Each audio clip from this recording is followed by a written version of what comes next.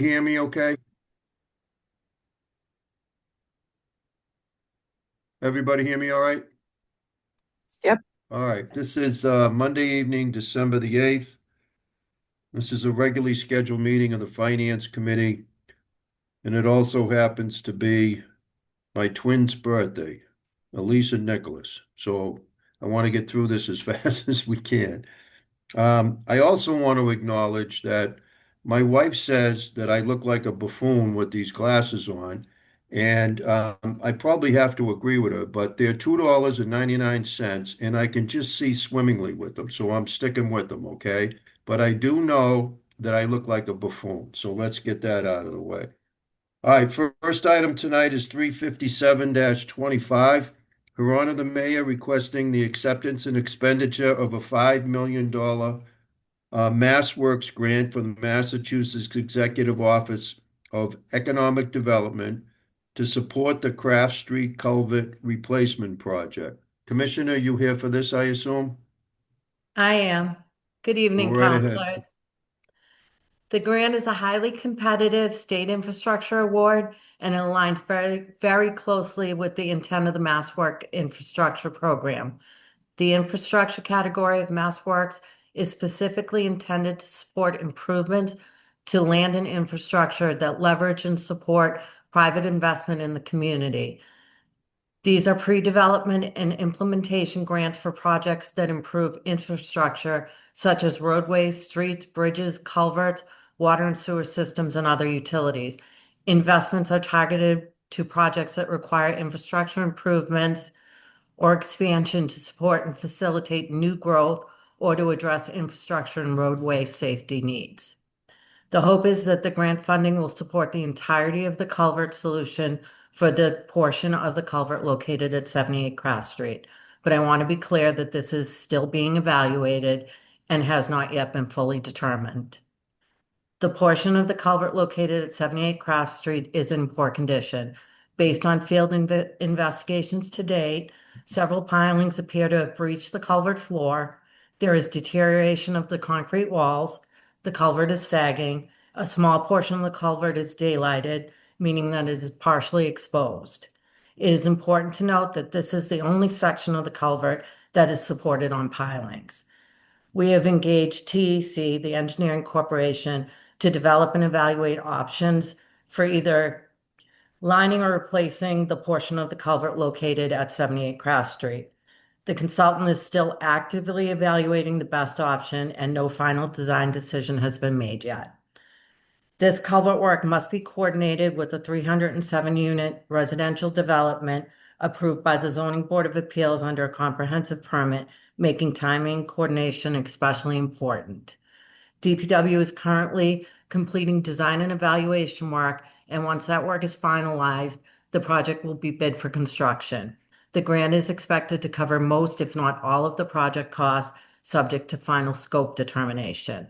Acceptance of the grant requires certification of compliance with the MBTA Communities Act, and thanks to prior action by the City Council, Newton is in compliance, which allows us to move forward.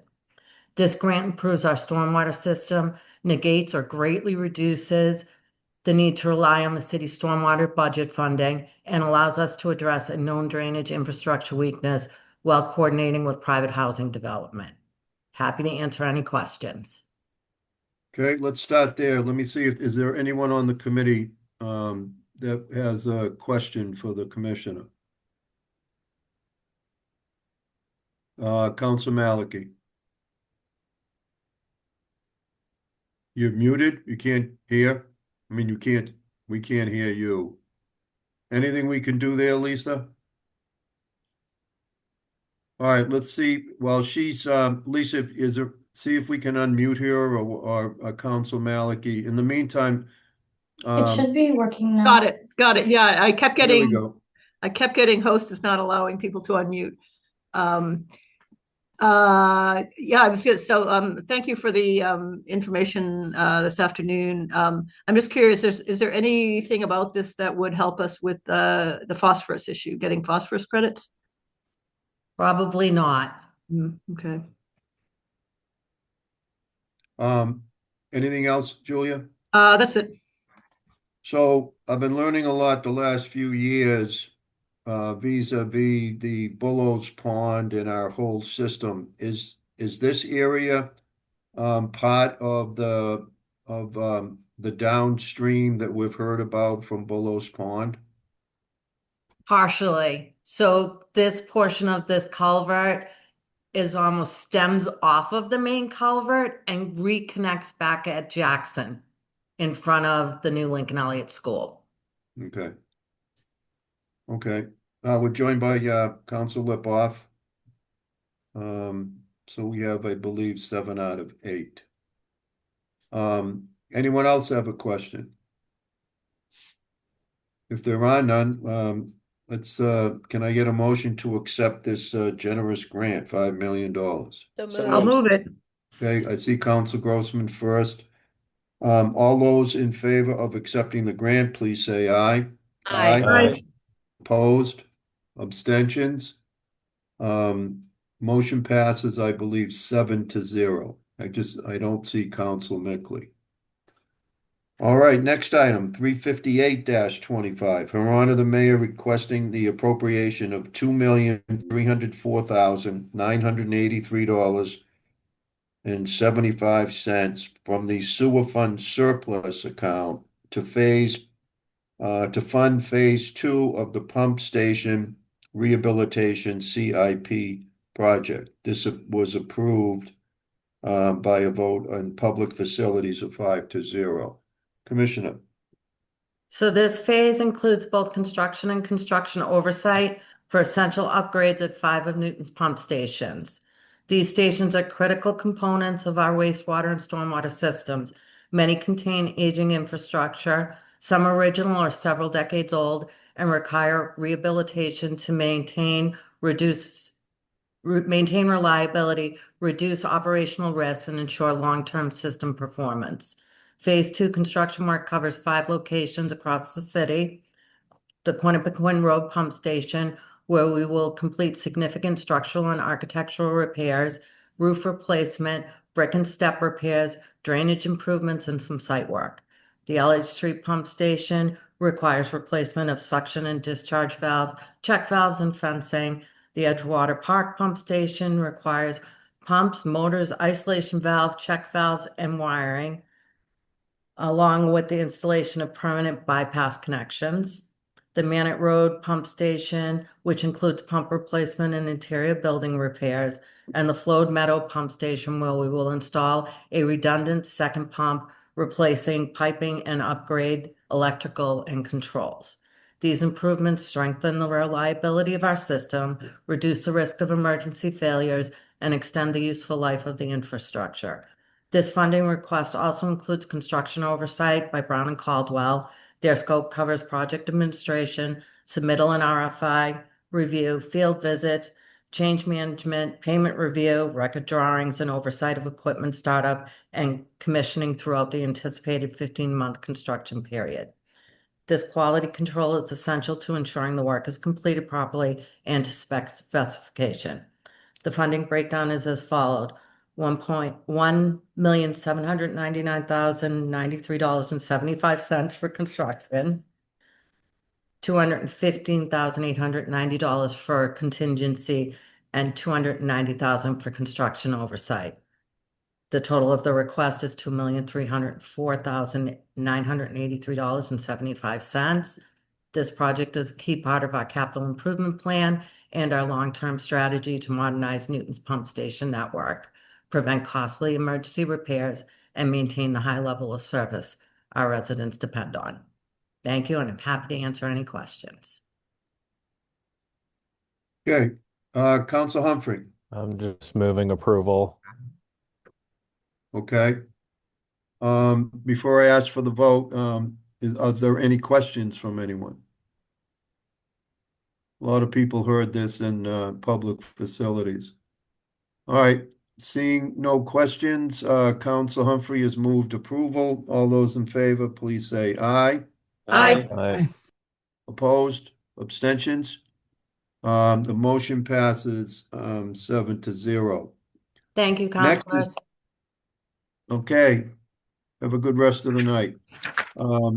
The next item is 360-25. Her Honor the Mayor requesting authorization to transfer 45,000 from current year budget reserve for the purpose of vacation special leave disbursements for two individuals, the mayor and our chief operating officer, who are retiring from the executive office on January 1, 2026. I assume this is you, Maureen? Yes, thank you, Mr. Chair. As I think you all know at this point, Mayor-elect Laredo has decided to keep most of the executive office staff on for his administration. Very often, when there's a new administration coming in, members of the executive office who know they're not going to be part of the next administration start leaving in August, September, October. And so the mayor's office ends up with savings from attrition to cover the vacation payout for any retiring or resigning members from the executive office. This year, that's not the case. Virtually everybody is still there in the executive office. If we did not bring this in front of you, we would have had a shortfall in both the mayor's position and the COO's position. And so it was much more important that we bring this to you because these are funds that we owe these two individuals, really regardless of what we do moving forward. Okay. Any questions from members of the committee? Council Maliki. Yes, can you explain sort of how the how vacation accrual works? And is it sort of contractual? Is it by state law? Is it a policy? And is this for unused 2025 vacation time, or is it the sort of the 2026 vacation time that they get because they're staying until noon on January 1? Thank you very much, Councilor Maliki, for those questions. This is not contractual, as these employees are not covered by contracts. They are unaffiliated employees. It is not, I believe, state law. It's a matter of how we do things here in the city of Newton. So our H grades, which are probably about 150 of our 1,000 or so employees on the city side, their vacation for the next year is put on the books at 12:01 on AM on January 1st. That's the way it works. We've spent years looking at this, deciding if this is a 6-month look back and a 6-month look forward. The law department and I have had many conversations. Anyway, the vacation time is on the books as of January 1st. The chief operating officer has chosen to resign, and so clearly is due that money.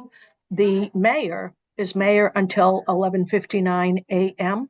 on January 1st, and so by right deserves that payout. Every other H grade employee in the city would receive these funds. We are doing nothing different for the people in this office, nothing different from what the prior practice has been, nor is it different from any other employee. So I hope that helps, if that makes sense. So they each earn 3 weeks of vacation a year. And so this is composed of 3 weeks of vacation. My assumption now, this is not the final calculation. This will actually run through HR and payroll.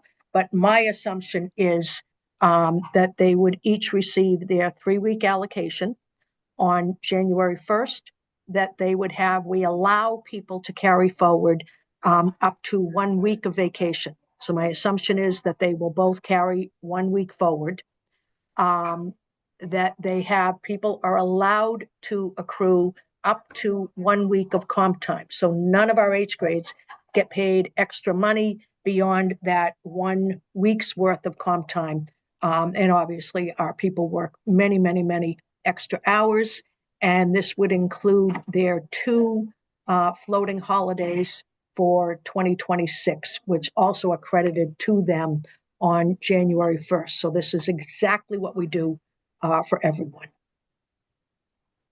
So is this basically half of the amount for each person? And it's essentially, it sounds like it's 1 week of carried forward vacation from this year and the 3 weeks that automatically get credited on Yes. January 1 for next year. Yes, and then it includes, my numbers that I've put before you include up to 1 week of comp time and up and their floating holidays. And up to 1 week because they're retiring. Now, when people resign, it's a little different because they are both retiring from city service.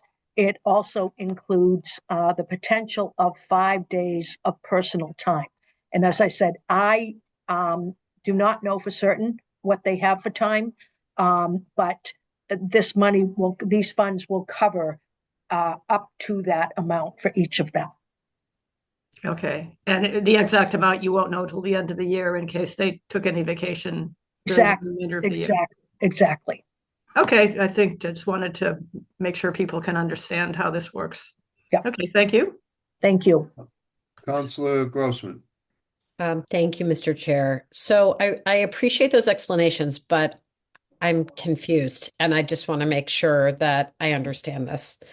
So the time that we'll be paying for essentially is all unused time for the last 8 years of service, or no? Probably, I would say half of it is and half of it is not.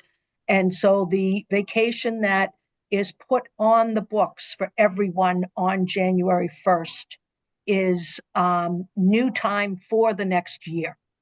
Otherwise, the comp time, the carryover of vacation, that's all for prior time. So about half is and half isn't. Okay, so that is what I thought you said, but I have to say I'm somewhat surprised. So you're saying that because the mayor is the mayor until 11:59 a.m. on January 1st, that the mayor is entitled to a payout for a whole 2026 years worth of vacation? Just vacation, 3 weeks, 3 weeks, 3 weeks worth, 3 weeks. And that in the administration is on January 1st?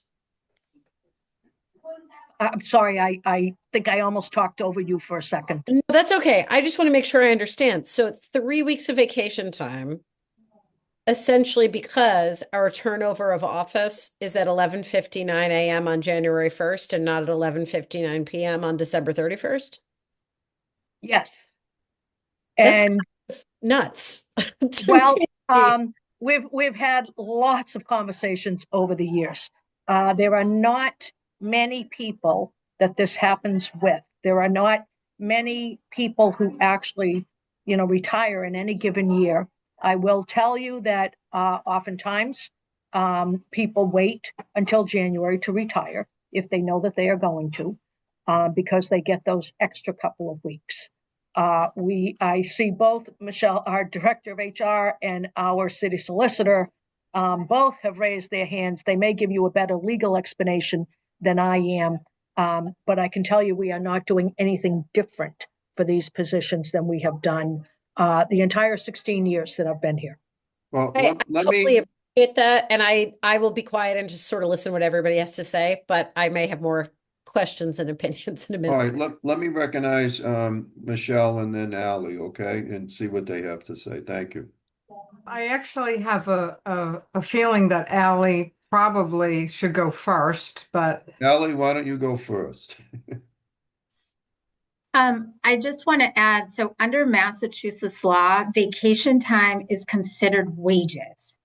So when an employer, by policy, loads vacation time on January 1, it is considered wages. So if someone leaves their employment on January 1 or January 2, it doesn't matter, they're entitled to a full payout of the vacation time, 100% of it, because it is wages under Massachusetts law.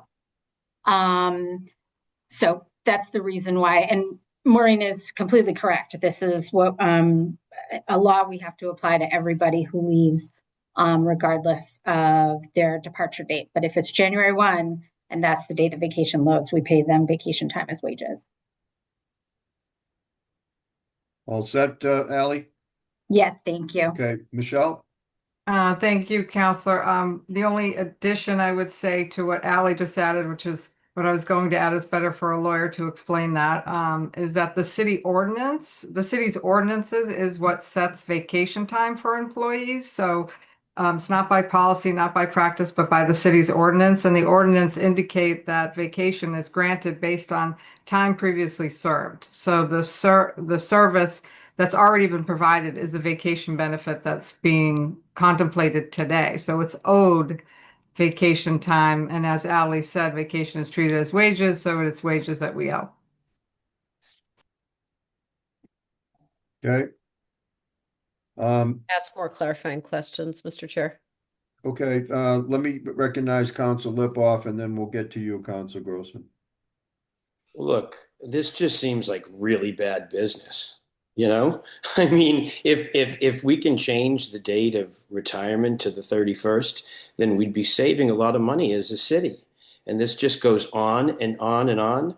You know, I'm leaving the city and I planned, I had to call, you know, for retirement after 24 years. And one of the first questions I asked was, what's my last day? Shouldn't it be December 31st? And I was told that it's January 1st after everybody gets sworn in. So I don't know how that affects what's coming to me. One day gets you $45,000. If we moved retirement to the 31st, we would save all of that money. I mean, your explanation is by law and what we've done for 16 years that Maureen's been here, but it seems like really bad business for taxpayer money. You know, if you don't take vacation while you were employed, that comes to you. But one day into a whole year and you get the entire benefit, there's no corporation that would do that. Am I missing something? Well, before someone answers that, Rick, let me help you out as far as the benefit of the 31st versus the 1st. I'm in the same boat and it means zero to you and me, okay? For what it's worth. Maureen. It actually does mean zero to each of you, I'm sorry to say. But Councilor Lipoff, I don't want you to think this is 45,000 because of one day that the mayor is here. It is less than, it is probably around 10 of the 45,000. I just want to set the expectations. I appreciate it is that. Not yes, you 45,000. did say that it was part from before and this. So Yes. that definitely And this is for two individuals. that makes me feel a lot better. It's still, the concept still is wacky, and I think that everybody can agree. All right, Council Humphrey. Thank you, Mr. Chair. I have to admit, I'm surprised at the amount of discussion this is generating. We're talking about two people. We're talking about some of it being essentially wages owed from the current year. A very small percentage of this, and again, for two people, has to do with the January 1st part. And yeah, it would be an issue if we were talking about a lot of different people, but we're talking about probably arguably two of maybe the 5 people in the city who get the least amount of sleep because of the work they're doing for the city. Like, it just seems like I'm sure they earned this vacation. That's all I have to say. I don't know why we're kind of driving it into the ground on this specific point. Council Lipoff.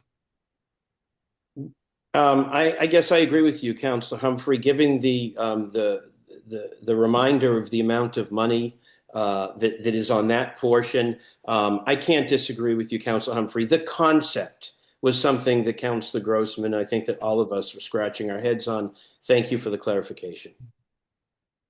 Councilor Grossman.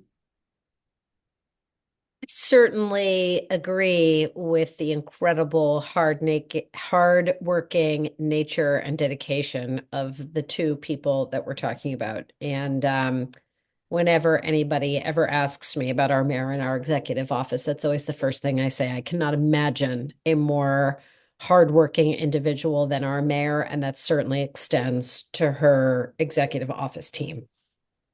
No question there. However, this is bothering me, and it sounds to me like we don't have much of a choice here. I don't know what our ordinance says. I've never really thought about, how much vacation time is owed to the mayor. I guess the ordinance must spell that out because the mayor is an H grade employee, and the grades are something that I've learned more about over time, but it can't say I really completely know how it works in each department, and particularly where so many of our employees, this is negotiated out by union contract, versus not. So if we owe it, we owe it. And like I said, in no way am I trying to say anything other than how hardworking these people are. The concept is bothering me because, until 11:59 a.m. isn't even a whole day on January 1st for that matter. I mean, so what, you could resign at 12:01 a.m.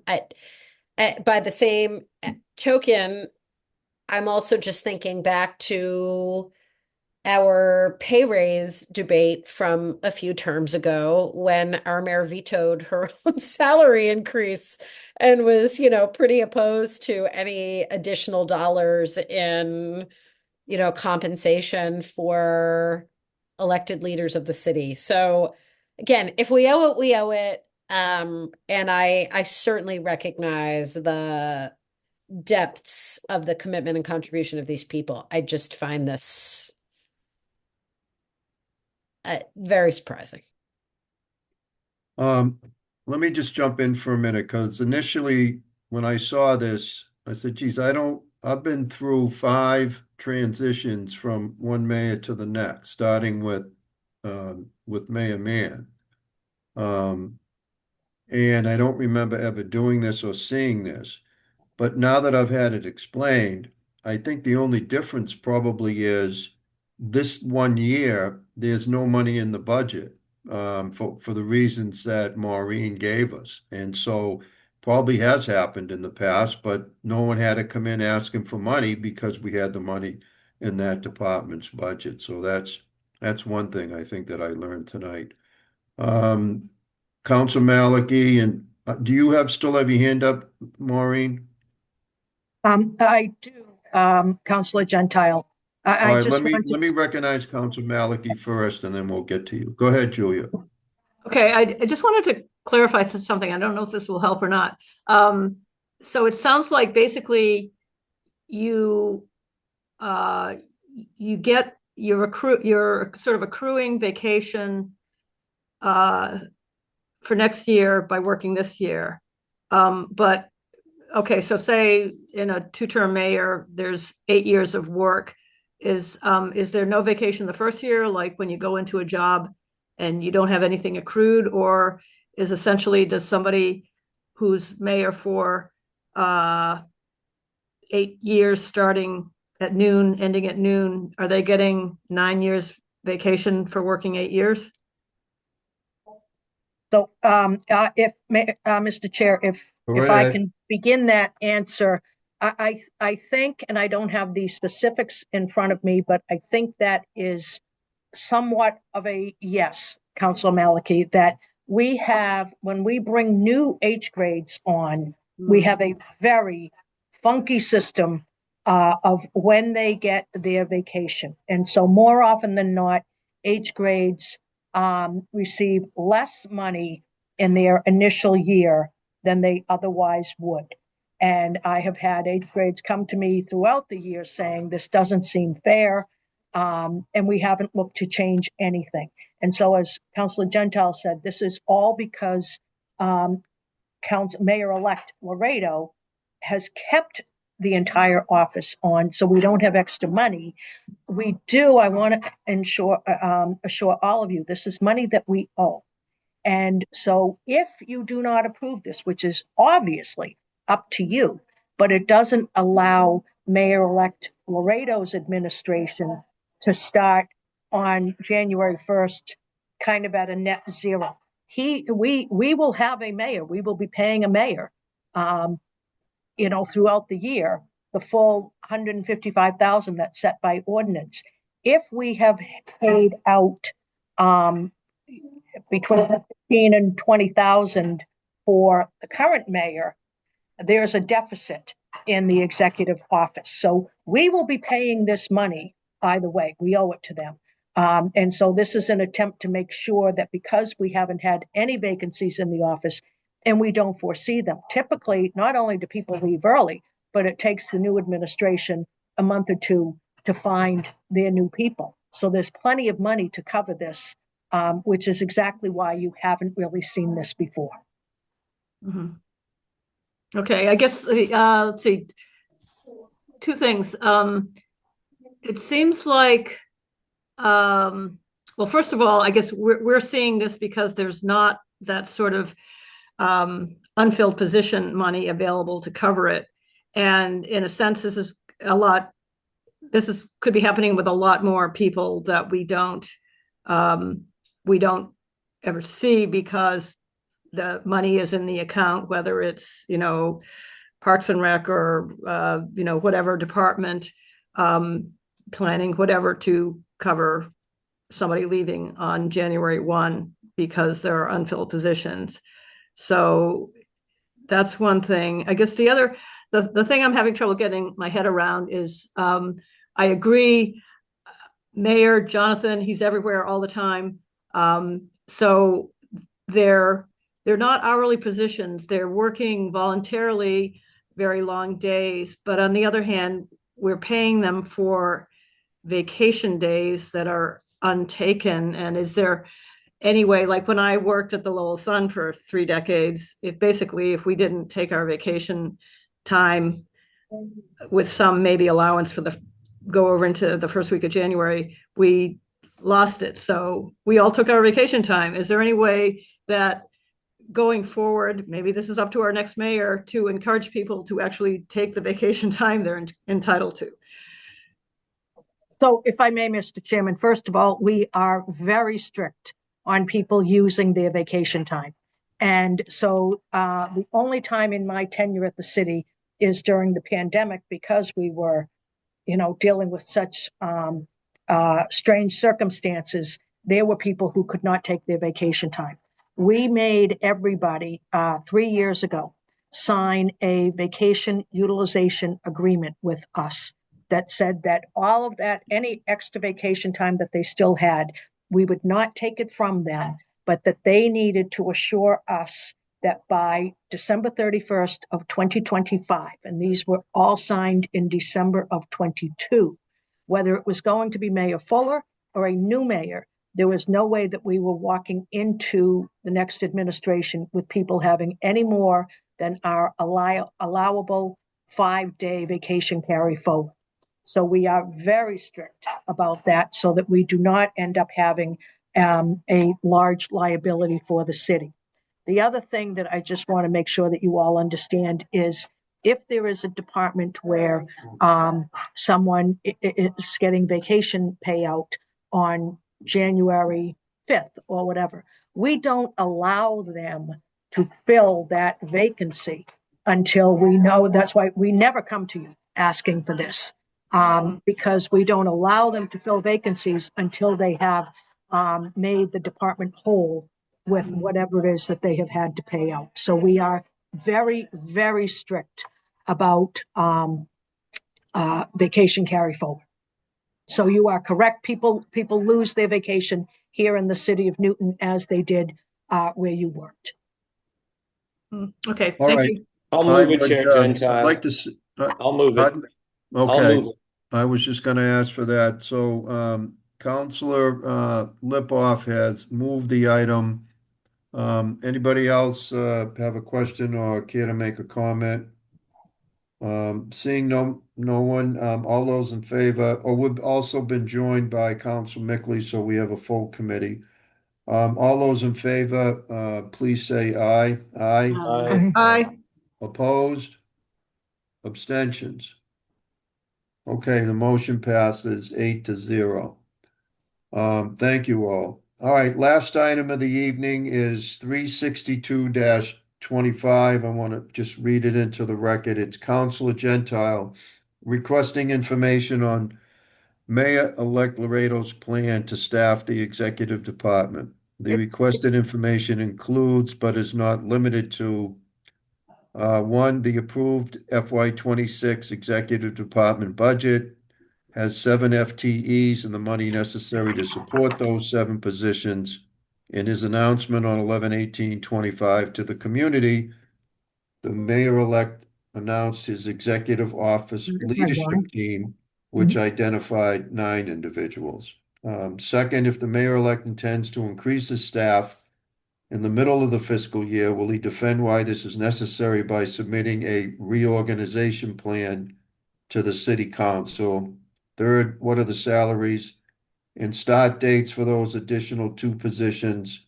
Is any other current employees identified in the newsletter in line to receive a salary increase? And the last issue I raised was, with the department budgeted for 7 FTEs in FY 26, these additional 2 positions will create a shortfall in the executive department.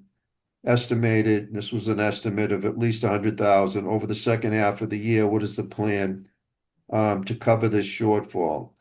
So the short of it is, I am Mr. Chair, going to, I'm sorry, I don't want to cut you off, but I think that we have another item before this one. I should have said this earlier, but I didn't want to cut you off. I think we have 359 before that. oh, I'm sorry, you're right. This is the Teamsters. You're right. Thank you, Lisa. 359-25, Her Honor the Mayor requesting authorization to transfer a total of 425,000, with 325,000 from the general fund current year wage reserve and 100,000 from the water fund budget reserve for the purpose of funding the settlement of the FY 25 to 27 Teamsters collective bargaining agreement. Maureen? Thank you, Mr. Chair. I think it's self-explanatory as far as what we need for funding. We need funding for both the members of the Teamsters Union who are in the general fund as well as those in the water fund. We have enough savings from attrition that we are not asking for transfers for DPW general fund or the water or stormwater funds. So we are happy that their settlement follows the pattern that we had reached with many of our other unions who have settled from 25 to 27. And so we would ask for your approval on this. Okay. And this money, just, excuse me, Mr. Chair, just to be very clear, this money is within our wage reserve fund that we have budgeted that sits in the comptroller's office until we actually settle any of these contracts. Okay, any questions? Can I get a motion? I'll move it. Motion made by Council Malachi to fund the agreement. All those in favor, please say aye. Aye. Opposed? Abstentions? Okay, the 359-25 passes by a vote of 8-0. Thank you. Thank you, Lisa, for reminding me.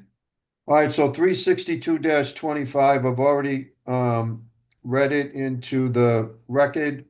I just wanted to say, just for a minute, and then I'm going to turn this over to Mayor-elect Laredo. First, I want to thank Mark for coming in and be willing to talk to us about it this evening.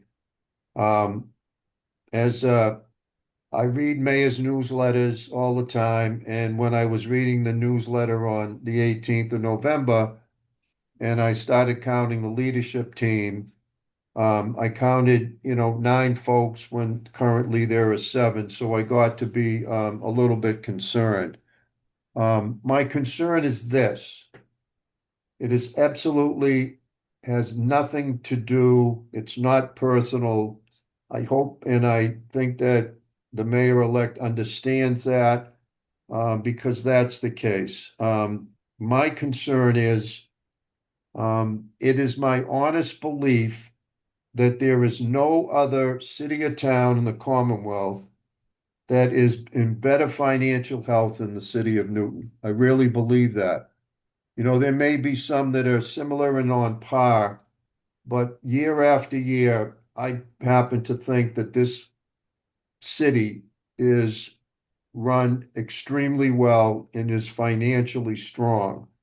And that's due to a lot of people, over a lot of years and well thought out policies with our guidelines and, a whole bunch of other things that I won't take up your time. And at the crux of all of it is a fiscal discipline that we have always had and followed, which I think has resulted in the financial strength. That's all that this is about.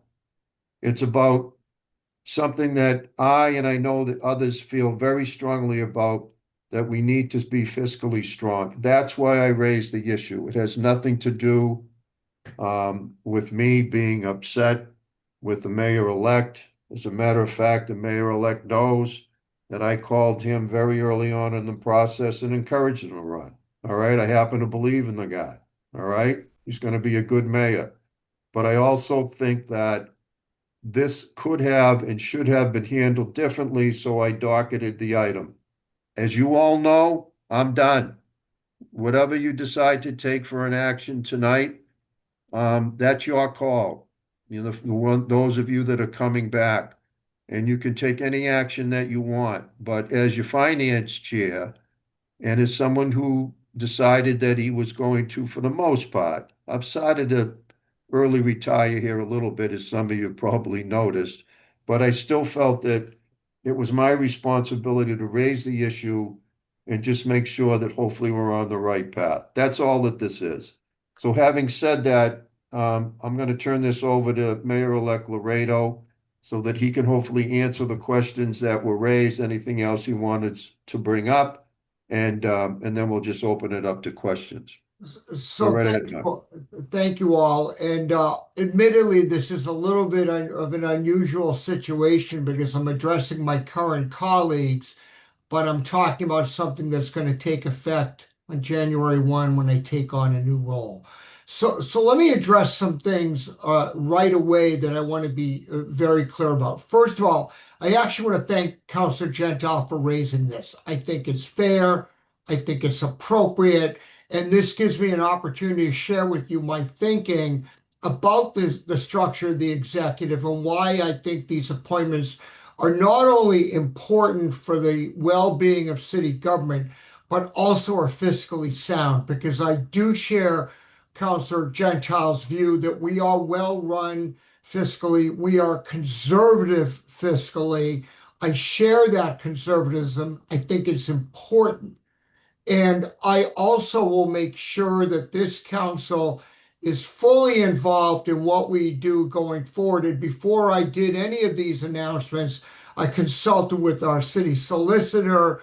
I spoke with Ms. Lemieux. I spoke with Ms. P.Z. O'Brien to make sure that what I was doing and what we were structuring was appropriate, legal, and within the city charter. So, for example, one of my announcements is I am going to be looking to create an arts and culture department. But to create a new department, obviously, I have to go to this council, or rather the council that's in office in January, and seek your permission. I intend to do that. We are going to have lots of conversations between now and then as to why we think this is a good use of resources and a good repositioning. But ultimately, that's the council's decision. If the council decides that's not a wise move, so be it.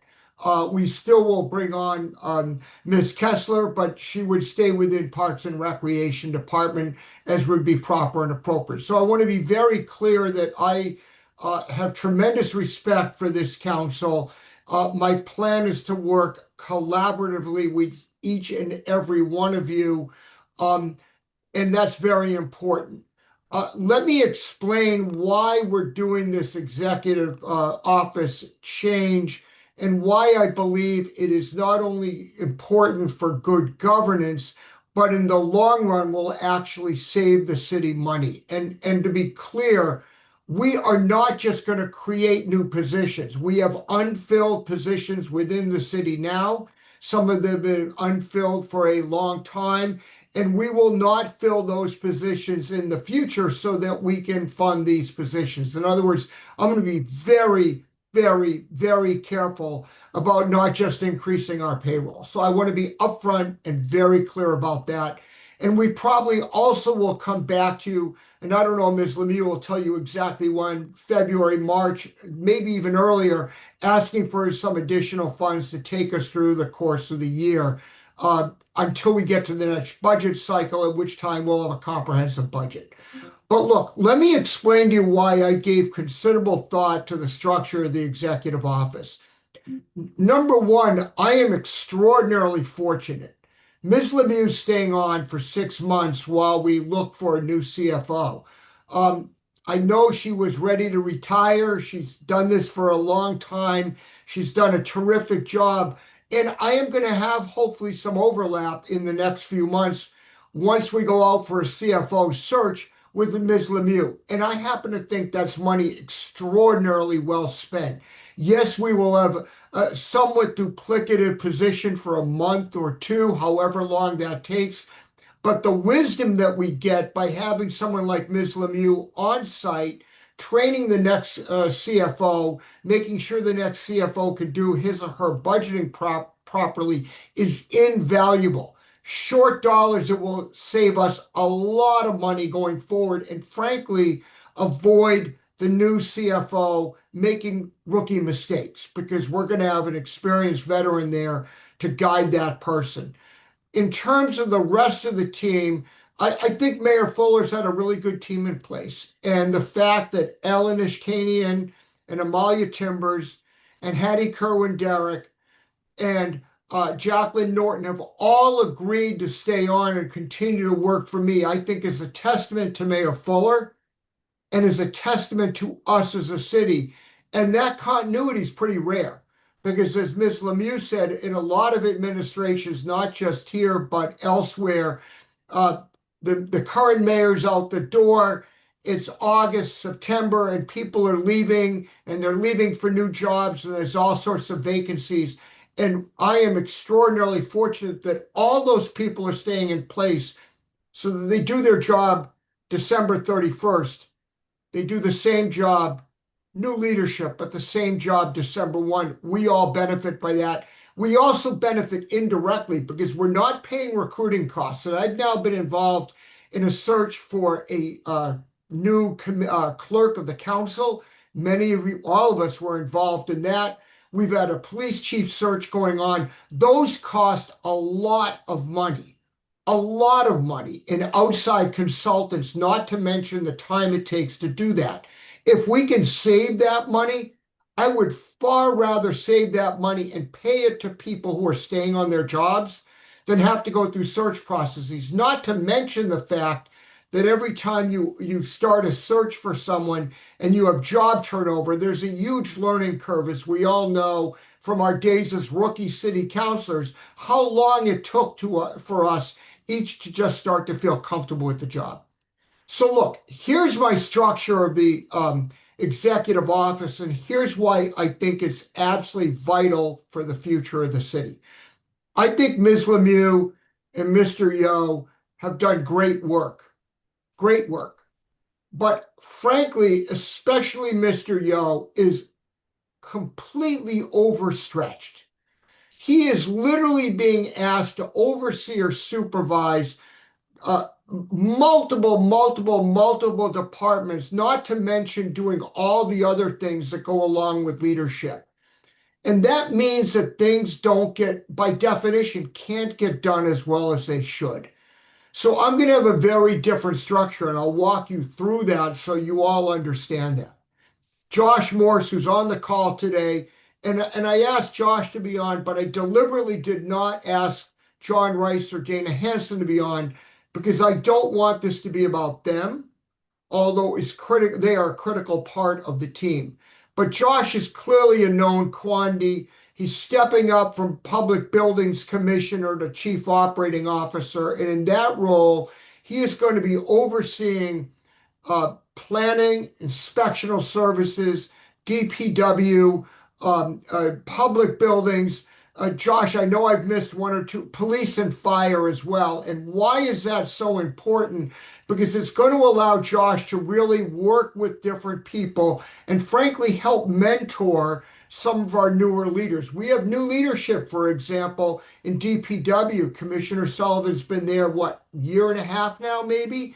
We're going to have a brand new Public Buildings Commissioner in Alex Fracassi, obviously a veteran of the department. We're going to have a brand new police chief. So we have a lot of places that we need that kind of help and mentoring, and it's really important that we have someone like Josh to do that. John Rice is going to fill a critical position in not only overseeing, but working together with all the community service facing groups. Historic Newton, the library, Health and Human Services, Parks and Recreation, anything that's front facing and providing community services, John's going to be overseeing and again, playing a mentoring role. For example, we have a relatively new Health and Human Services person. And I think that John, with his vast community service experience, his experience in the council, is going to really help mentor those people.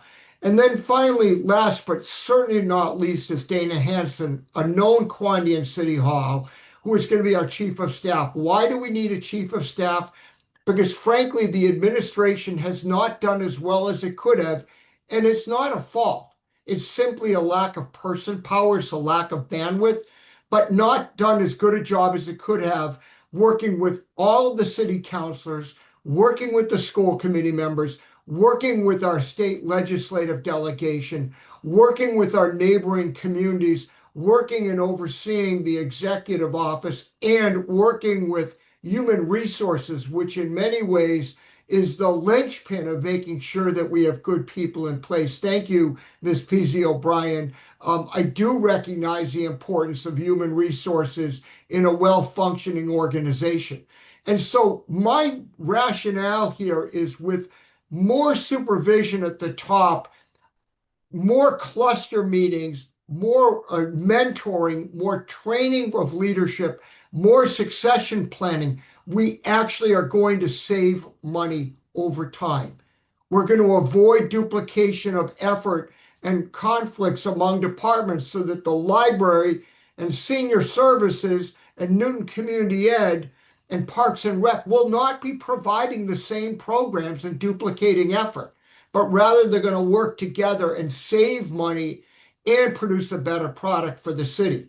We are going to be laser focused on using information technology in a way, we're going to spend more money in information technology. I'm going to tell you that right now. And we're going to spend more money so we can automate certain functions within City Hall that right now are paper dependent.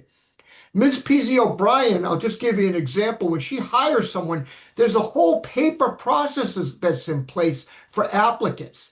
There's a whole paper process in place for purchasing, and we are going to work collectively together to streamline those things so we do it more efficiently, we do it more effectively, we save time, and we save money.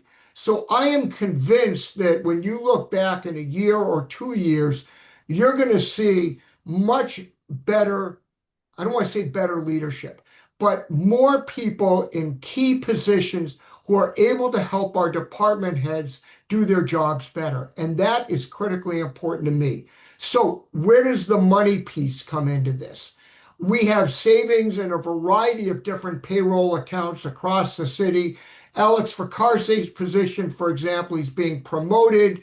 We're moving, is it Tom Rooney is moving up to the deputy position, but we're going to leave a position unfilled in public buildings because frankly, we don't need it.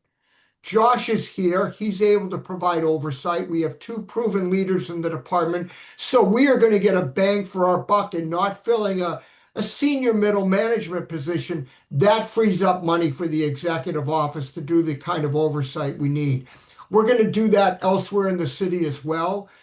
We do have some vacancies in both parks and recreation and in planning, and that also frees up some funds. Ms. Lemieux can, give you the excruciating detail as she did for me of all the different individual transfers she's making to make sure that we are not using free cash, to be clear. We are using money that's already in the payroll accounts and we're just simply spending it differently. And finally, I've talked to City Solicitor Giuliani, who has assured me that what I'm proposing is proper under the city charter and is appropriate. So, colleagues, again, this is very unusual for one of your own to be coming and talking about what they're doing next year. I'm very happy to answer any and all questions you have. If I can't answer them, Ms. Giuliani, Ms. Lemieux, Ms. P.Z. O'Brien, or Commissioner Morse will answer them. I frankly would hope that after our discussion tonight, you end this item. Any of our colleagues are welcome to see or hear what I've said, but I hope you don't have any further discussion. And we will be coming back to you on January 1 and thereafter to make sure that we're seeking council approval for what we need to seek council approval for in a timely fashion. And I'll also assure you, there won't be surprises in our administration. We're going to talk to council leadership before we take actions on things. Again, we're in a very unusual circumstance right now because I am council leadership. And so it's a little bit difficult to consult with oneself. So with that said, I'll stop there. Any questions you have, I'll be grateful for them. And again, thank you to Councilor Gentile for docketing this item so I have a forum to explain my thinking to all of you.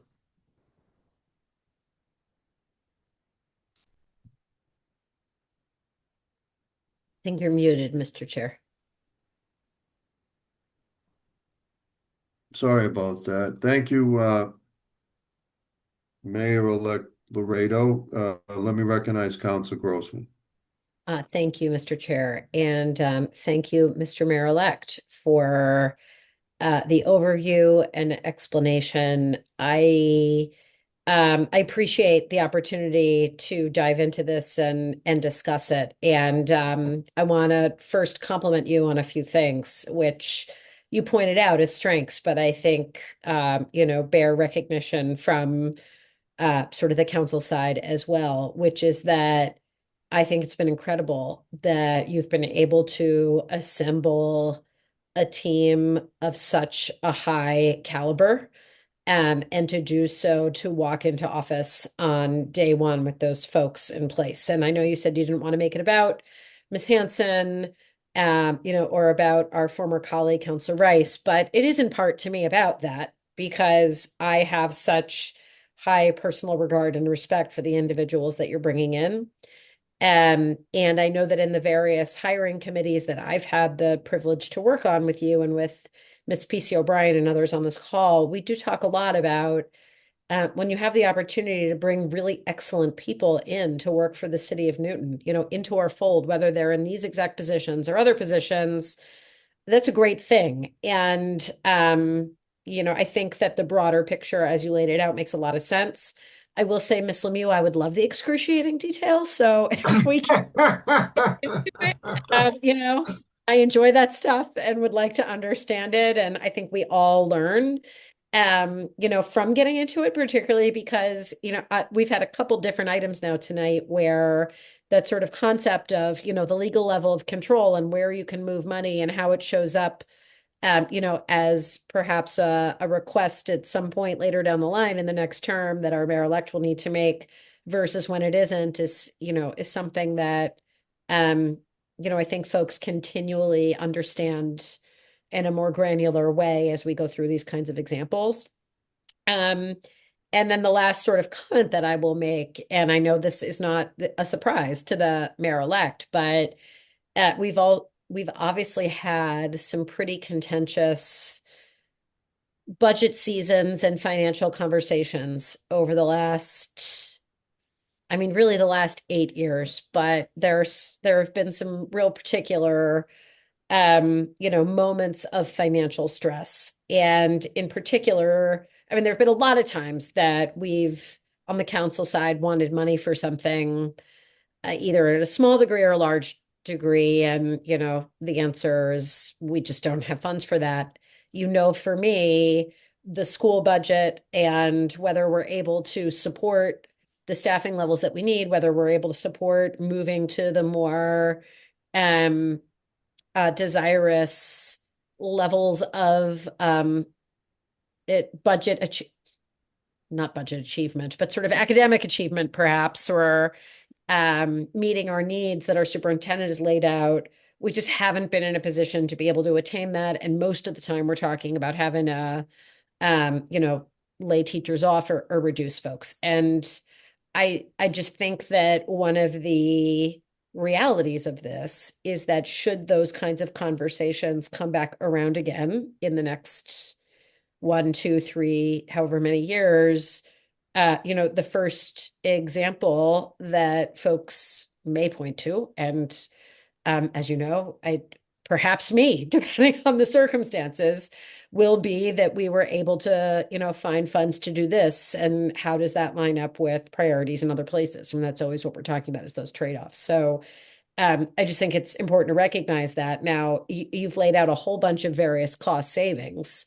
And you may very well be right. And over time, I'll look forward to, hearing and seeing what those are. But I just think it's something that we need to be sort of, talking about now, going into what I know you intend to be a very collaborative process to really tackling some of our biggest financial challenges.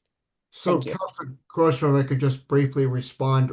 First of all, I'm very glad that you informally, Mayor Fuller took the Ward 7 seat on the Finance Committee to spare me all the excruciating details of what Maureen does. I'm very happy to leave it to all of you. On a much more serious note, you raise an excellent point, and I will be quite comfortable when it comes time to deal with school budgeting or any other budget constraints to make it again crystal clear that this is not meant to be an expansion of city-side services. This is a reuse, a repurpose of money for payroll, which I think can be better spent in not only the short term, but the long run, with strong senior leadership at the top, which in turn will drive efficiency and collaboration and change, all for the better. And you know what? You are quite entitled to hold me accountable. And in a year or 2 years, if you haven't seen some of those improvements, you should be, of course, expected to say that to me. I really hope when I come back here in a year, I am able, or even during budget time, I really expect some of these will be done very quickly. And we've been able to avoid some of the costs of doing big job searches. We've been able to avoid uncertainty when you have long vacancies and senior positions, that we are going to have delivered on the representations of the promises I've made as to why we're doing this work. So I'll look forward to those conversations and appreciate it very much. Thank you. I see Council Lipoff. Thank you. I understand and what Becky is saying, being cautionary and thinking ahead, and what else are we spending money on. I was fortunate enough to do my homework on this one ahead of time, and the understanding just what Mayor-elect Laredo just said about repositioning the money, moving it around, that it is available for this in the mayor's office, which every department is important, but to have the right people in that office is very important. And for me, legally and financially, this makes sense to me. Thank you. Thank you. Anyone else? One thing I was hoping that we could talk a little bit about, my initial concern, and it continues to be my main concern, and I'm glad that Counselor Grossman mentioned legal level of control, and I've expressed this to you, Mark, is this increase in FTEs from 7 to 9. I've heard secondhand, I haven't heard directly from you or from law, but I believe that even though it's always been my understanding and the understanding of all the administrations prior to, well, going back to Mayor Mann, that if an FTE was to be added or increased, that it would come to the city council for the approval. And so that was my initial my initial understanding.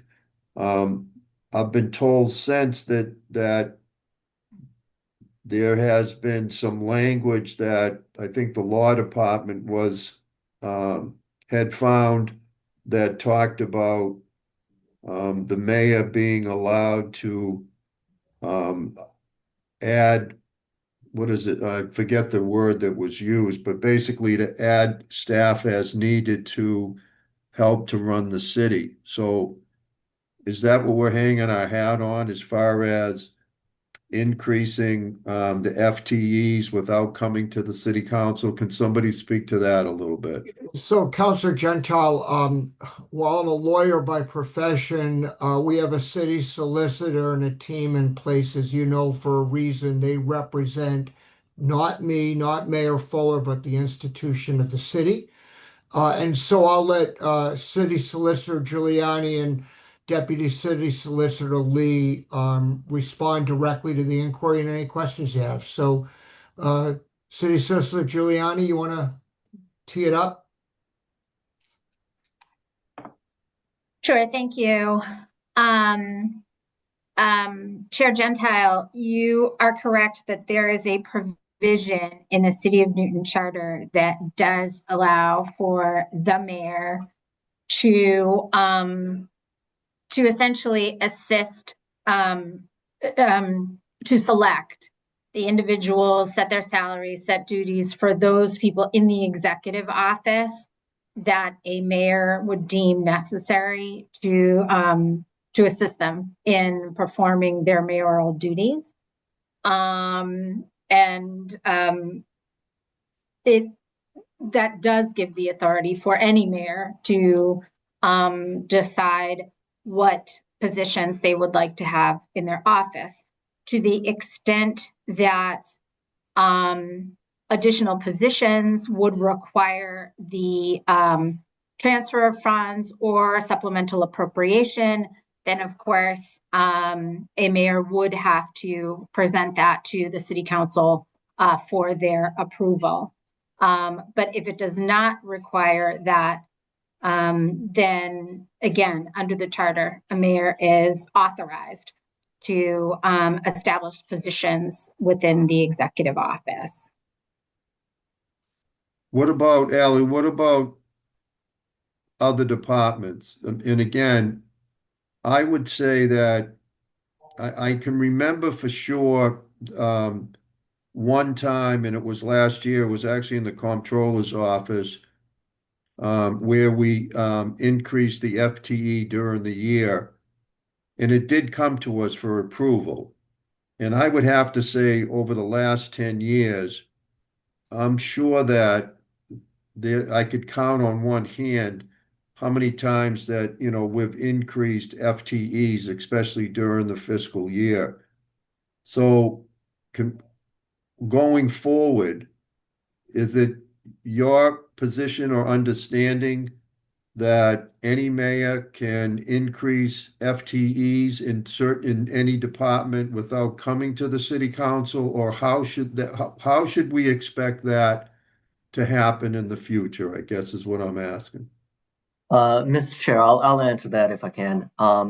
So what the city solicitor was talking about with regards to the mayor's department and the assistants that he hires, that is specifically in the charter. And that's something separate than other departments. I think the perfect way to think about it is if there's a reorganization of the mayor's office, it's a reorganization of the mayor's office that is at his discretion.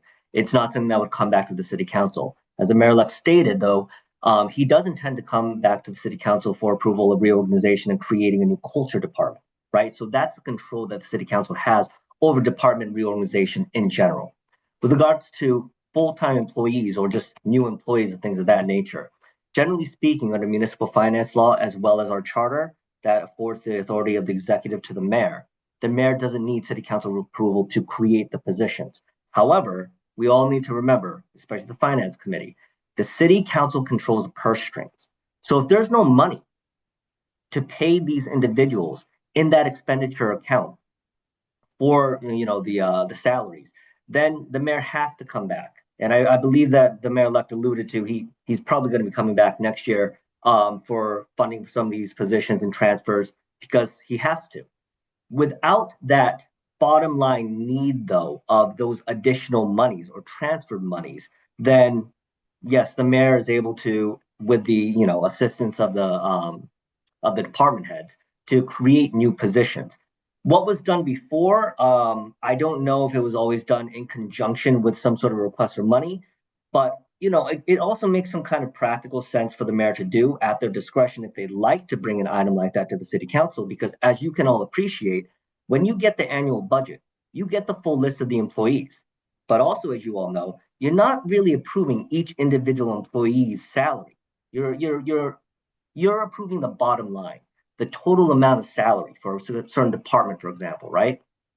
But it does make sense for a mayor to say, hey, you know what? We're adding new positions. It's going to be an increased amount of salary that we're going to need. I'm going to need to go back for the money. Let's get that kind of approval now. Let the city council know what it is that they're approving at the budget time right now. So I hope that answers your question. Councilor Gentile, I'm sorry, go ahead, please.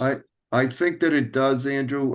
But just to clarify, if a mayor, and I'm not, I'm trying not to say the mayor-elect now, if a mayor wanted to add a position for whatever reason, say in Parks and Recreation during the fiscal year, as long as there is money in that budget because there were some open positions or whatever, it sounds as though they could do that without getting city council approval.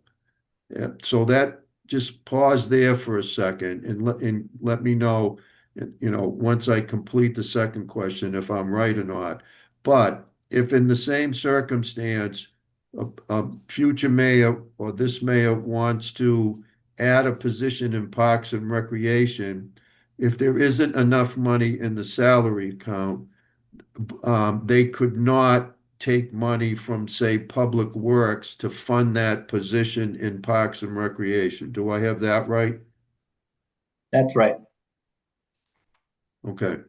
So if the money's there in Parks and Rec, it's okay, it would be okay to create the position, but you can't take the funds from a different department to fund the position, say, in Parks and Rec. That's right. If okay. it's a distinct separate position, they're not really doing any of the work of that other department at all, then no. If it's a true, just only solely Parks and Rec department employee position, then the funds would have to be in that salary expenditure account. Or that's when the mayor would need city council approval because they'd come in asking for a fund, from free cash, whatever. Okay. Maureen, you've got your hand up.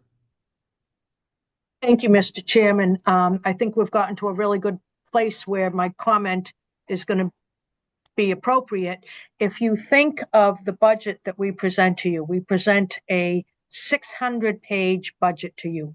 Most of it is ancillary information. The most important page in the budget that you approve each year is the appropriation schedule. And that's what has your legal level of control.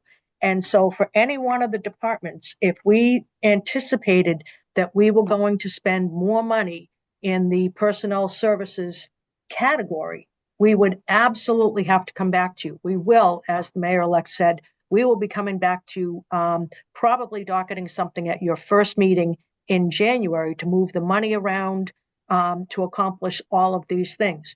We are able, and I have I think it's an 8 or 9 page document that summarizes what we are doing with our different positions, what forms we need to fill out, what FTEs are going to be utilized in each department, where the funding is coming from. All of that we can accomplish within our legal level of control. However, if we want to put these 2 new positions in the executive office, all of that will need to come back to the council, and we plan on docketing that at your first meeting in January. Okay. Thank you. Council Grossman, I think your hand went up again.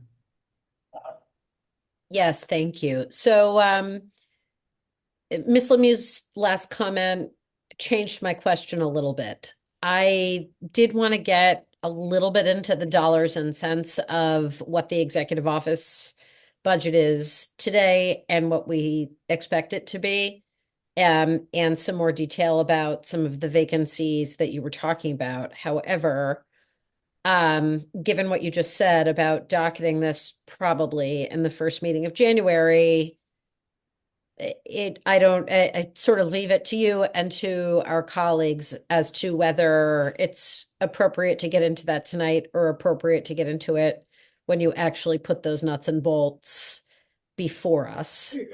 Councilor Grossman, may I suggest that, obviously, if you want Ms. Lemieux to answer now, of course you will, but it might be better if the new council hears this directly in the beginning of January. It'll have a docket item in front of it. And Ms. Lemieux will have an opportunity to kind of complete all her thinking as to how it's going to get done. I do know there's a little bit of a work in process. That's just my suggestion, but of course, if you feel differently, go right ahead and ask. But perhaps if you could give us the top line answer of what it is today and what you expect it to be, and the granularity of, what positions you expect to leave unfilled or eliminate or shift around till January, that would at least be helpful so we know what order of magnitude we're talking about. And then the only other question I have, which maybe the answer is this first meeting in January, but I was under the impression that at some point, the new administration would need to come to the city council to ask for some more funds. Is that going to be this first initial request, or are you expecting something later in the term additionally? So, if I may, Mr. Chairman, so we will be bringing all of this to you in the beginning of the new term. You will know exactly what the numbers are, the positions, everything that we will need to get through June 30th. Then obviously everything else will be included in the budget that we deliver to you, presumably in April. We expect, when we look at the planning department, we know that both the director and the deputy director are leaving. We have those positions that will be open. We may fill one quickly. We are only probably adding 1 FTE there. In Parks and Recreation, we have a couple of positions that are open. One in particular is the commissioner's position will be open. Secondly, the assistant director of Parks and Open Space will be open. I have put a hold on that position so that they understand that they cannot fill that until after we have been to you in January and have secured any approvals that we need where Parks and Rec is considered. In the Buildings Department, I think somebody mentioned earlier, our project manager, Tom Rooney, will be promoted in the different changes that we are making there. He will be promoted to the deputy director, and his position will remain unfilled again. And that one actually is, I think, going to be a permanent vacant position for as long as it's appropriate. As you know, we have had several major buildings projects. We will be completing those fairly soon. And until such time as the mayor and the council choose to go out and ask for a debt exclusion override, we won't have another major building project in that department. And so we are able to forego filling the project manager position there. So there are really 4 positions that ultimately are in play for January. And we, as I had said before, we have vacancies where we are putting people within our own control, and then we will be in front of you. We will probably docket it for your first meeting in January and come to you, and we will have, the whole puzzle, if you will, because that's what it is at the moment. It's a puzzle, so that you can all understand exactly what Mayor-elect Laredo's vision is and how we're going to accomplish all of it with you. And Ms. Lemieux, could you just give us what's the current executive office salary bucket today, and what do you expect it will be under the new configuration? I do not, to be honest, know what the salary total is, but the 2 new positions are both, as the mayor-elect said, high-level positions. It will probably be about, between the 2 positions, about $375,000, maybe a little less, but in that range. $175,000 different from A what the year, a year, yes. a year. Okay, so you're not saying those 2 positions combined are necessarily $375,000. Yeah, or are you? I'm just sort of saying I'm saying they're very close. It might be 365. I haven't added it, but they are both very senior positions. To be clear, Councilor Grossman, the Commissioner Morse's position, Ms. Hansen's position, Mr. Rice's position are the 3 senior people in the administration, aside from Ms. Lemieux. And that's deliberate. And frankly, that's an appropriate level of compensation for those individuals. But again, as Ms. Lemieux said, we have very clear, defined plan to eliminate other positions to come up with the savings to fill those slots. And in my judgment, this is money very, very well spent. Let me just add something. Both Ms. Hansen and Mr. Rice are giving up other jobs and have agreed to give up other jobs to start day one. To me, it's critically important that this team is in office day one so it can start doing the job right. And I can tell you that they've already been spending a tremendous number of uncompensated hours, off hours from their other jobs, getting ready for the new administration. But I really sincerely believe that this is actually a very conservative fiscal move, because we are going to deliver city services better and more efficiently because we have a different management structure. Mr. Chair, can I just continue finishing Yes, up sure. with questions? Okay, so I very much want you, Mr. Mayor-elect, to have the team around you in place that you feel you need to be successful. And I don't have any misgivings about these individuals whatsoever. And most of you who've worked with me know that I also really care a lot about people being able to earn appropriate salaries. And obviously one who is willing to invest their career in municipal work isn't in it for the money.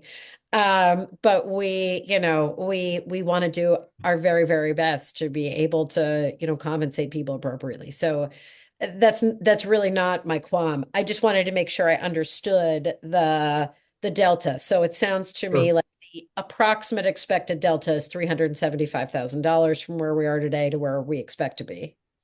Okay. That's about right, give or take a few $1,000s when you do the math, but that's right. And remember, that's over the course of a year, not for the 6 months. Right. No, and I can see based on the other descriptions you gave, how you can get there. Last comment, and then I'm done, is just to say, Miss Lemieux, you made me a little bit nervous by saying that the project manager position will be unnecessary until we pass a debt exclusion override. Because having been on several working groups and school building committees, I do know that there's a tremendous amount of work just even leading up to for a new project getting to the point where you could sell such a thing to the voters. And as you know, Ward Underwood is top of mind for me, and where else we're going on buildings projects. So I am quite confident that our current buildings commissioner and COO to be is on it, got it, because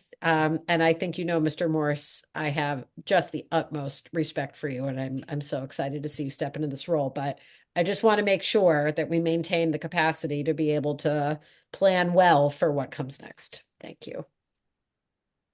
All right, Council Greenberg, and then Josh will get to you. Thank you, Chair.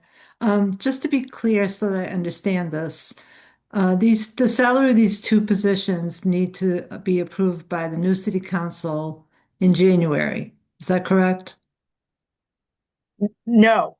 What will need to be approved by the new city council is the transfer of money from savings from attrition in one or two or three other departments to the executive office. So it's not the salaries of the people.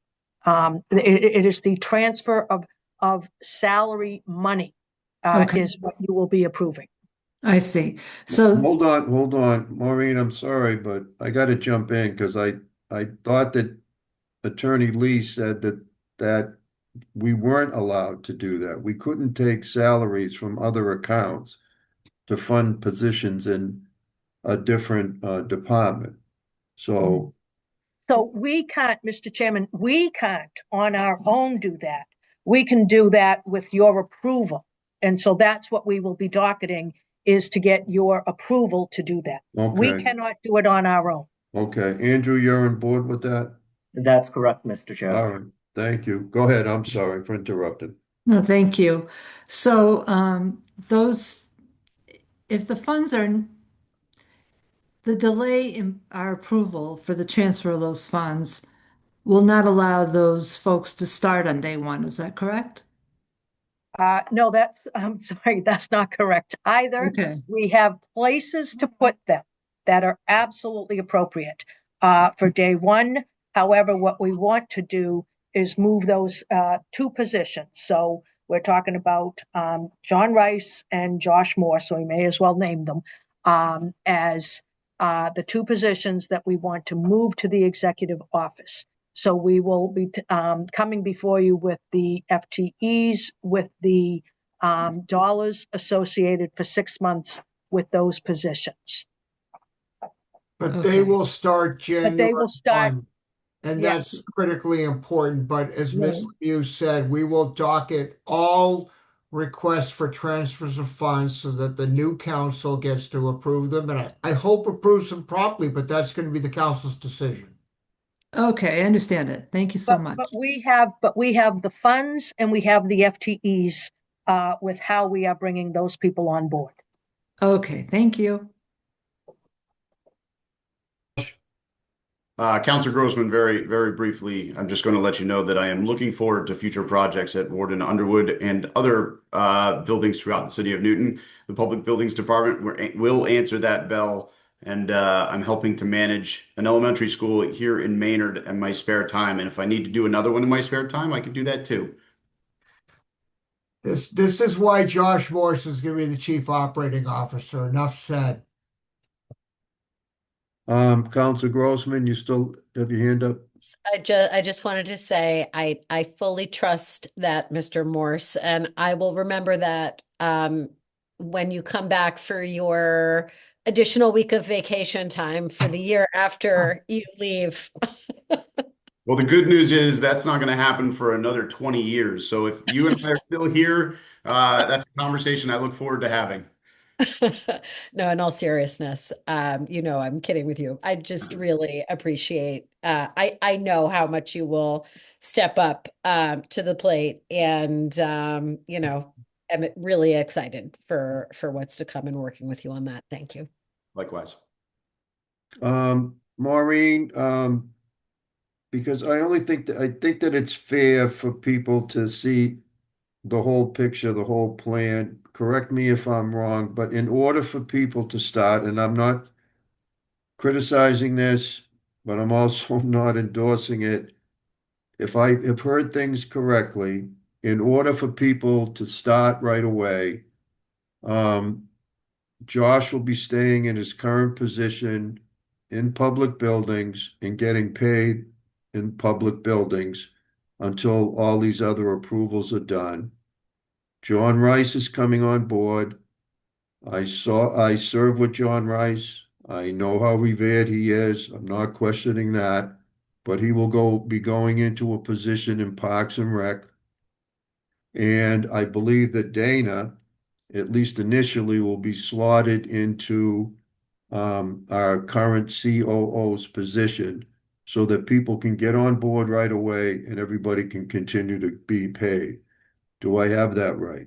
So you do, but with a little variation.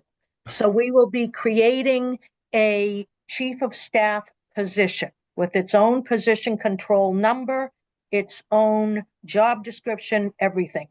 Dana will be assuming that role, and Dana is actually joining us on January 5th because of the way that her schedule is working. We will maintain the COO position under our position control in the executive office, but we will not be backfilling that position. We will use that FTE for Dana, who will be coming in by right as the chief of staff. So the COO position will technically in the executive office go unfilled. John Rice, we will have a vacancy for the Commissioner of Parks, Rec and Culture as of January 1st.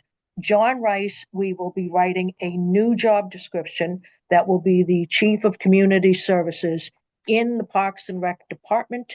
That is the role that John Rice will assume until such time as you all approve us putting that position into the executive office.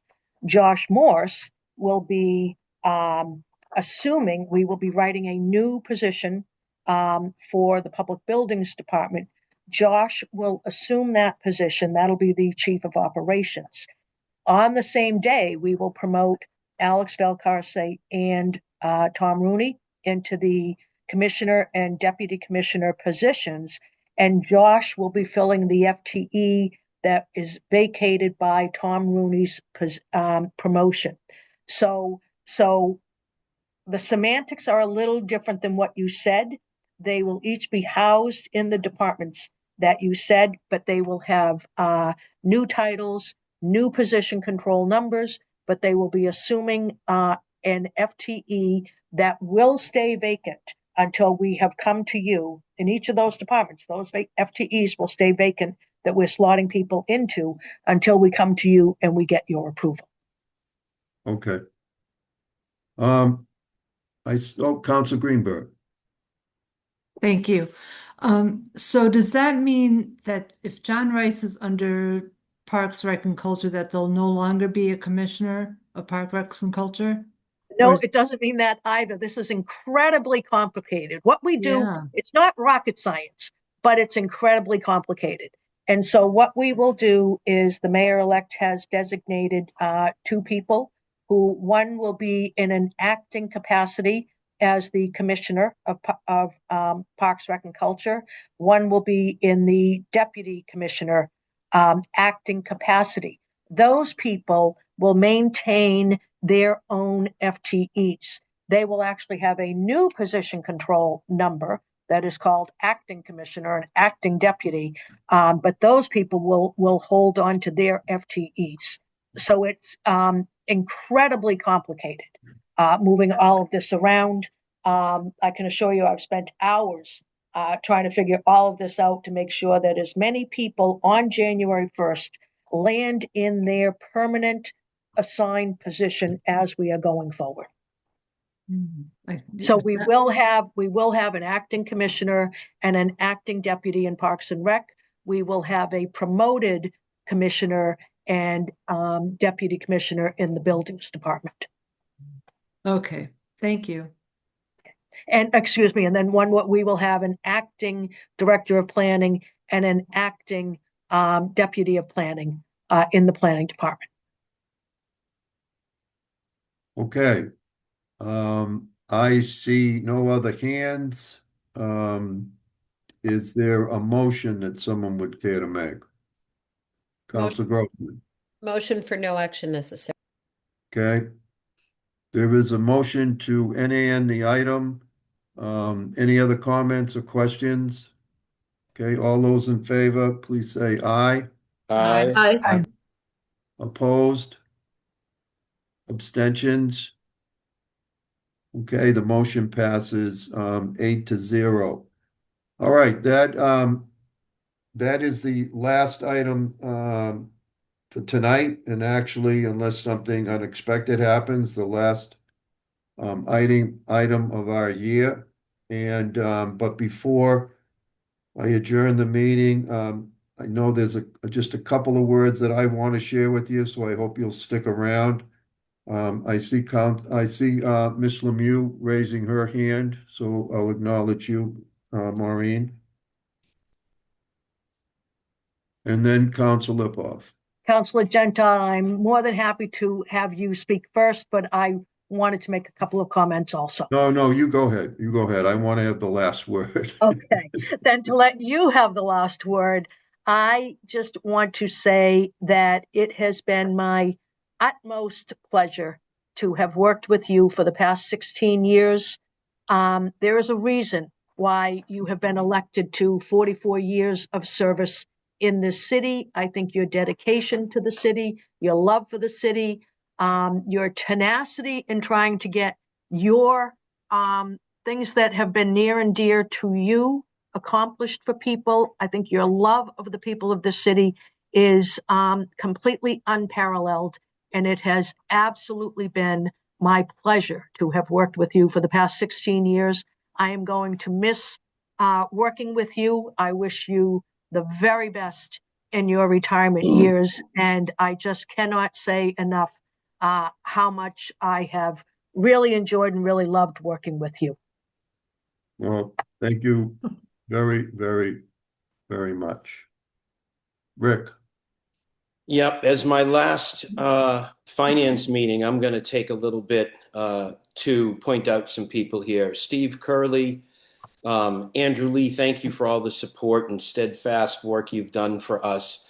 Josh Morse, you know the mad respect and how I am in awe of everything you've accomplished and in the way that you do it. And I could go on forever, and you know, but it's been an honor to work with you. Maureen Lemieux, this city has been safe because of you. This city has been steady because of you. And it has been a pleasure and an honor working these many, many years together. Ali Giuliani and Michelle Pizzi O'Brien, absolute professionalism and class every time we work together. And I just think we are so fortunate to have both of you. And Lenny Gentile, 1996, 30 years ago, I was 30 years old and I sat down between you and Paul Coletti. And that was my guidance and my start onto the council. We talked basketball, we talked sports, but you taught me a lot in the beginning. And I've worked with you for 24 of your 44 years. And it has been an honor. And it'll be an honor to go out with you as well. Thank you. Thank you. Same here, Council Lipoff. All right. I got a piece of sad news that I wanted to share with you. A couple of weeks ago, we referred a couple of items regarding workers' comp to the new council, and one item was a no-brainer, which was the policy itself, but you also moved the item that a bunch of us had docketed regarding an employee of ours that had been hurt on the job. And that meant a lot to me, that the council, first that the finance committee made the recommendation, and then we were able to get a unanimous suspension of the rules to move the Miss Busa item on to the new council. And I know it meant a lot because I've been in touch with the family all along, keeping them up to date. Unfortunately, I received news today from the family. They did say it was okay to share it, but that Miss Busa continues to deteriorate. You know, she never made it home, and she was on Friday placed into hospice care. So I'm just sharing that because you guys have been supportive, and I just think that it's terrible news for a 43-year employee and so forth that was working right up until August. So I know the family appreciated our support. You never know what's going to happen. And I'm glad that we were able to at least offer that small support, but it's terrible news. On a high note, I just want to thank you for your work these last couple of years, and for many of you, even longer than that. I haven't tallied it up, but it's got to be, I don't know, 24, 26, maybe even 30 years of my career have been either chairing or on finance. And I can honestly say that I have not seen such dedication from a group, which has been demonstrated by showing up on time, and participating. It's been the best. It's just clear to me that we either have 7, 8 people at every single council meeting, and you can't do anything if you're not here. And I really, really appreciate that, and I just want you to know that I recognize that. And so it's not for me, to give you advice. So I just have a request as I return to being just an everyday taxpayer. I ask that you take and I know you will, those of you that remain on finance, even just being on the council, that the very, very important task of oversight on how taxpayer money is spent in this city, that you continue to do so. There's no more important role, and I hope that you'll continue to take it seriously and do a good job, as many of you have. Other than that, we're done for the year. Thanks again, and enjoy the rest of your evening. All right, take care, all of you. Thank you.